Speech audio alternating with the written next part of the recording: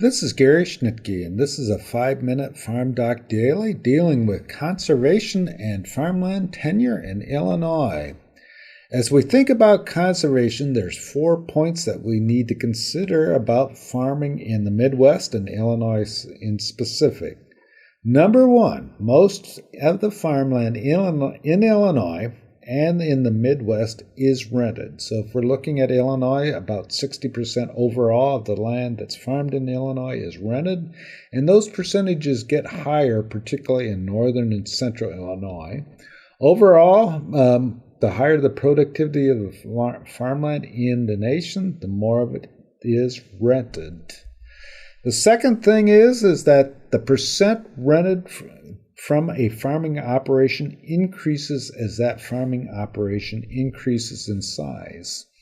Farms with less than 500 acres typically have, or if we look at the averages according to the U.S. Census, is 36% of their acres are rented. That percentage goes up to 72% when we're looking at over 2,000 acre farms. Those farms that reach over 2,000 acres and over 1,000 acres in more generally largely got there because they rented more land. For whatever reason, they were able to acquire that land while other operations did not acquire land.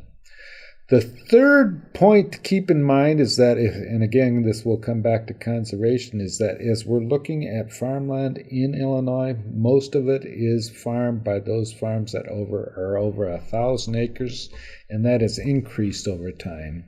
In 1997, 33% of the farmland that was rented was operated by farms with over 1,000 acres. In 2017, the last time the Census of Agriculture was done, that was over 60%. And the percentage where that's growing is in the over 2,000 acre farm size. Finally, leasing agreements in the Midwest and Illinois tend to be short run, with many of them being 1 year and typically less than 3 years in length. So as we're looking at conservation and conservation practices, many conservation practices, and cover crops would be an example of that, have short-run costs. They do have many environmental benefits, but there is a possibility of long-run economic benefits. So you have short-run cost and perhaps long-run benefits. Farmers may be reluctant to invest in those conservation practices, particularly on rented land. And if you're thinking about rented land, there's a short-run agreement. Short-run cost will be borne by the farmer, and there's no assurance of those long-term benefits accruing back to the farmers.